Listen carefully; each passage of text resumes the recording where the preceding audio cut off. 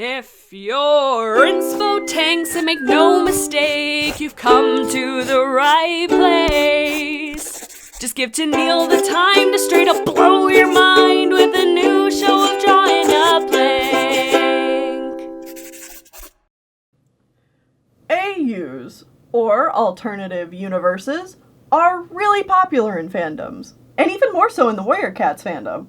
For those unaware, AUs essentially take core parts of an already established universe, like the lore, story, characters, or what have you, and then tweaking them, ever so slightly. Or majorly, if that's your cup of tea, so that the story plays out in different ways for fans to explore. High school/modern AUs are some of the most common AUs for any given fandom. It usually means taking the characters of any given story and throwing them into a modern setting. Other times, AUs do smaller changes, like in Warriors, for example, there's the popular Evil Spotted Leaf AU, or the beautifully illustrated comic Twin Shadows done by Cushfuddled, which asks, what if Rusty never joined the clans and Tiger Claw was able to murder Blue Star to become leader of ThunderClan? I also consider my Team StarClan Battles project Clouded Moon an AU. It doesn't use any of the existing Warriors cast, but takes place in the same universe and uses the same lore. I love AUs! I think they're a great way for fans to get creative with stories they love and can lead to some really fun brainstorming depending on the complexity of the AU. Now, I'll be honest, my taste in AUs tends to be kind of picky, and while each AU has its own merits and fun sandboxes to explore, I've never really been a modern AU sandbox kind of person. I usually prefer AUs that keep true to the established world building, and if canon characters are involved, keep their characterization intact. Like I said though, I'm picky. Now, if you want to get technical, I often see these kinds of AUs I'm talking about tagged as canon complicit or canon divergent, meaning that you should be able to go into the AU expecting everything to play out the same until the AU author inserts their own AU. So, for example, let's say someone wanted to rewrite the back half of A Vision of Shadows for reasons. We'll get to this video one day. So the AU creator would likely call their AU canon divergent and expect you to keep in mind all of the same events of The Apprentice's Quest, Thunder and Shadow, and Shattered Sky. Sometimes I see this mislabeled as headcanon instead, which, don't get me wrong, I might be misunderstanding something here, or maybe the word has changed its meaning. But when I think of headcanons, I usually think of something that you could infer from the text as being true, or at least not contradictory, but it's never really given any hard evidence, and therefore is not canon, but headcanon. Like, for example, Rowan Claw, Tawny Pelt's mate and the disastrous Shadow Clan leader in A Vision of Shadows, being trans, because he's first listed as a girl in an earlier book, and then male in later books.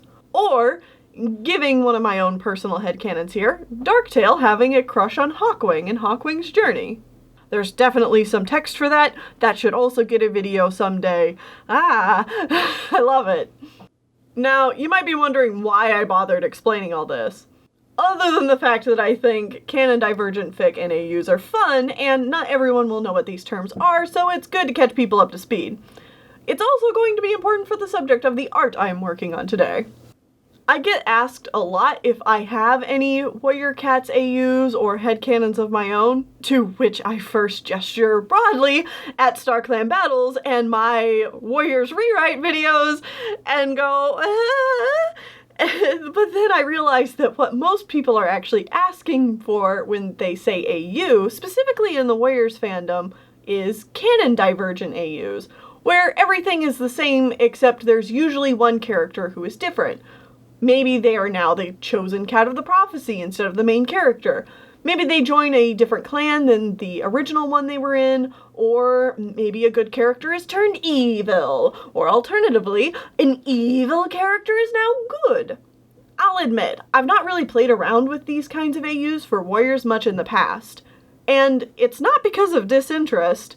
But because when it comes to warriors, I tend to be so intensely focused on trying to scratch my own itch for these books to reach the potential that I think they should have, that most of my own AUs steer as canon complicit as possible, or throw out everything except for the lore itself in the case of Cloud and Moon. Plus, I just also think the fandom is doing a good job creating this kind of content without my help, so good job, fandom!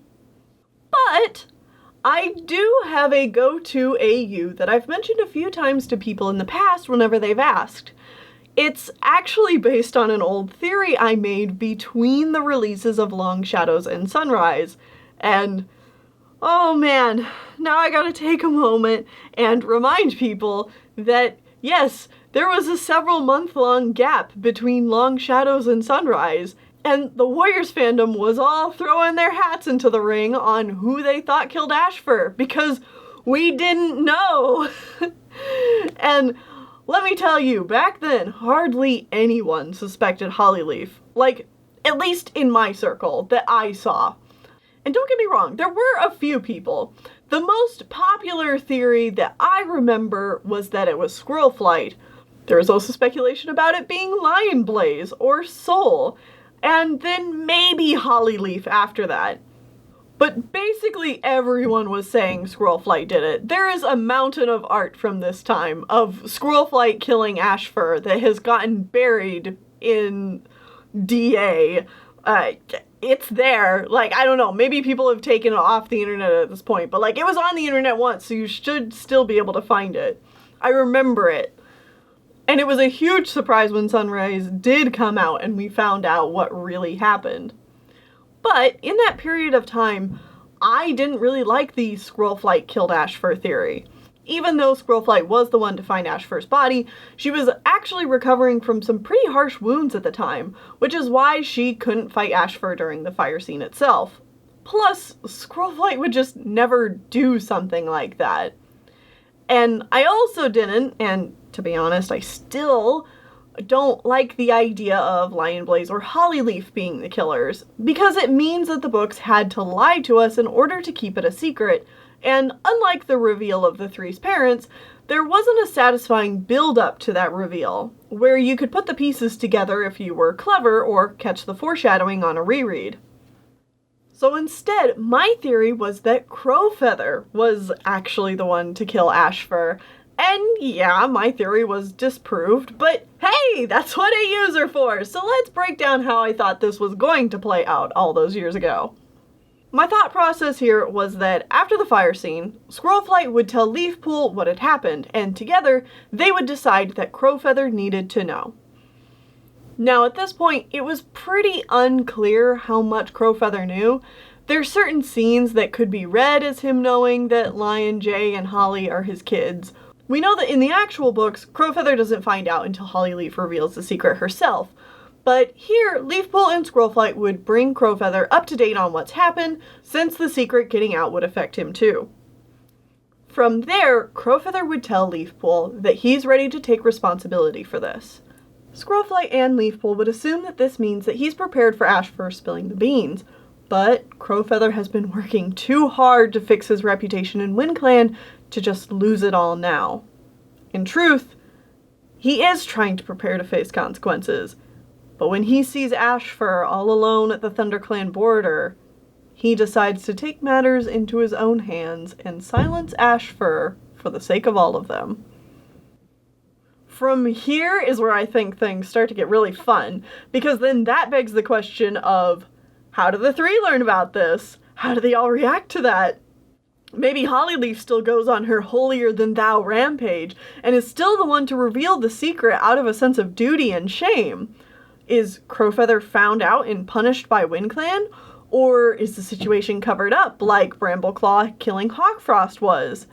If it's revealed that Ashfur tried to have Firestar killed and was plotting with Hawkfrost, that brings up a whole ton of unresolved drama from the last arc too, and our protagonist would have to try and make sense of it all. So yeah, there's my go-to AU. Crowfeather kills Ashfur instead of Hollyleaf. Whenever I think about this one, I'm usually able to think of some fun new ways that this could have made things play out.